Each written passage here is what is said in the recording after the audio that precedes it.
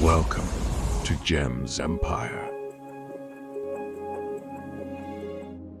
I have a few questions for you before we begin.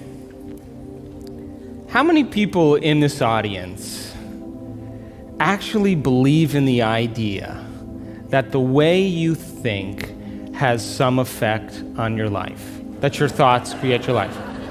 You believe that, yes? So how many people here actually woke up this morning and consciously created a future? You know, the biggest reason why people don't do it is because you don't really believe it's true. You see, if you knew on a gut level that it was absolutely true, would you ever miss a day? Come on. And would you ever let any thought slip by your awareness that you didn't want to experience?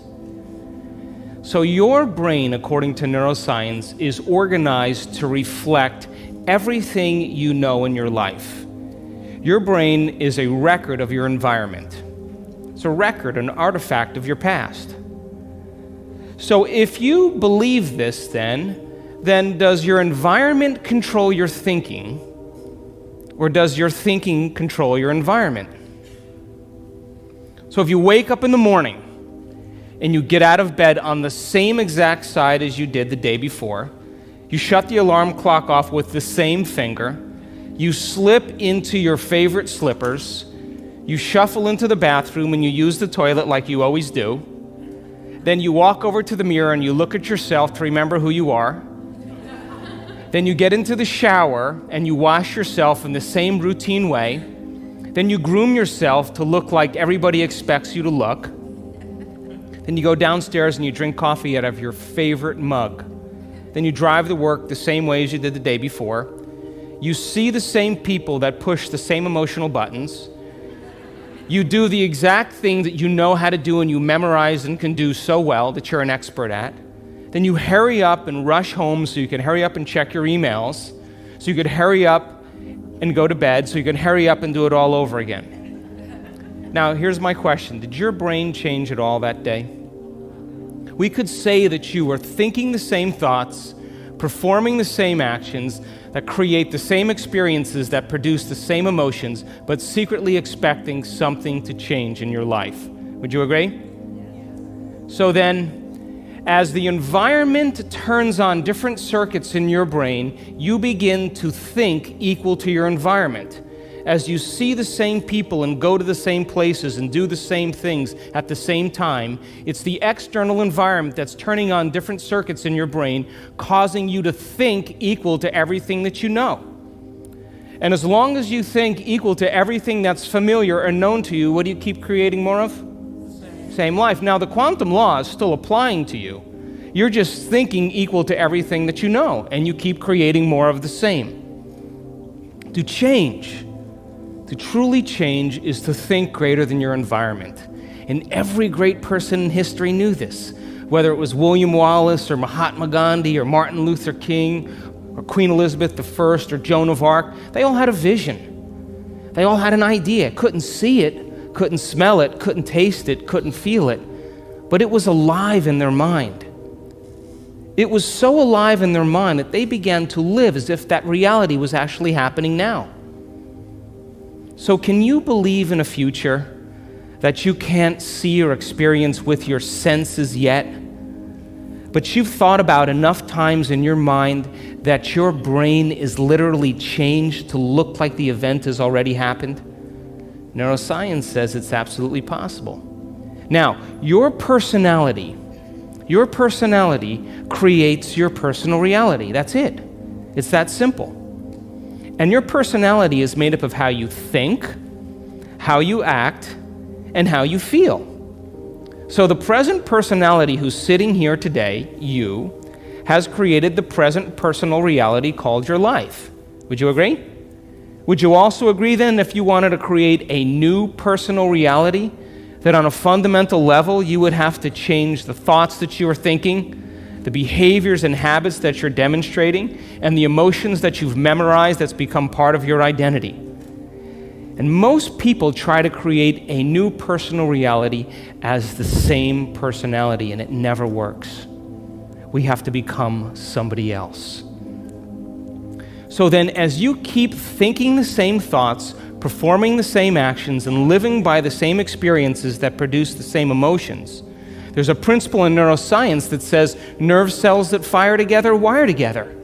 And if you keep repeating the same states of mind and body over and over again, your brain begins to fire in the same sequences, in the same patterns and same combinations.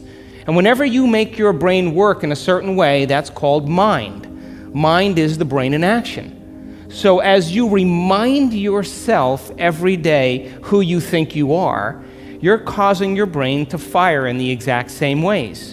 And as they fire and wire in the same patterns over time, the brain moves into a very finite signature, and that's called your personality. Now, that box in your brain isn't literally a box, but it's the most commonly wired, neurologically fired programs that run redundantly because we keep doing the same things over and over again. To change your mind, then, is to make the brain work in new sequences and new patterns and new combinations, to begin to make the brain work differently. And the one ingredient that allows us to do that is knowledge or information. Because every time you learn something new, you make a new connection in your brain. That's what learning is. Learning is forging new connections. Remembering is maintaining or sustaining those connections. So now, every time you have a thought, you make a chemical. And if you have a great thought, or an unlimited thought, or a joyful thought, you turn on a set of circuits in your brain that fires in a very specific sequence, pattern, and combination that produces a level of mind that turns on another part of the brain that makes a chemical for you to begin to feel exactly the way you were just thinking, great or unlimited or joyful. Now, if you have a negative thought or an unhappy thought or a self-depreciating thought, you turn on a different set of circuits and a different combination, a different sequence, and a different pattern that produces a different level of mind. And the brain then begins to make a different batch of chemicals that signals the body for you to begin to feel exactly the way you were just thinking, negative or unhappy or unworthy. So the moment you begin to feel the way you think, because the brain is in constant communication with your body, you begin to think the way you feel, which makes more chemicals for you to feel the way you think, and then you think the way you feel, and then you feel the way you think, and then you think the way you feel. And some people do this for 20 or 30 or 40 years. Now, the redundancy of that cycle over time creates what I call a state of being. And a state of being is when your mind and body are working together, or your thoughts and feelings are aligned to a concept. So thoughts are the language of the brain, and feelings are the language of the body. And as people get caught in this cycle of thinking and feeling and feeling and thinking, over time, they condition their body to memorize that emotion as well as the conscious mind. And whenever the body knows as well as the mind, that's called a habit. A habit is when your body is the mind. Now, 95% of who you are by the time you're 35 years old is a set of memorized behaviors, set of emotional reactions, beliefs, perceptions, attitudes that run just like a computer program. So 5% of your conscious mind begins to work against 95% of what you've memorized. So the person wants to think positively, but they're feeling negatively. They want to create their dream board, and put up their future life, but they feel unworthy. That's mind and body in opposition. We have to recondition the body to a new mind. So how many people here know someone who's memorized suffering? Doesn't have to be you, it could be anybody. And you say to that person, hey, did you read the book I gave you? What do they say? No. Did you see the DVD I gave you? Oh, no. Hey, listen, we're going to go out to dinner. We're going to go see some stand-up comedy. We're going to go for a walk along the water. You want to come? No. What are they saying? I'm insisting on this neurochemical order that no person, no thing, no experience can move us from it. And we have these three brains to allow us to move into a new state of being. And the quantum field, universal mind, whatever you want to call it, responds to who you're being.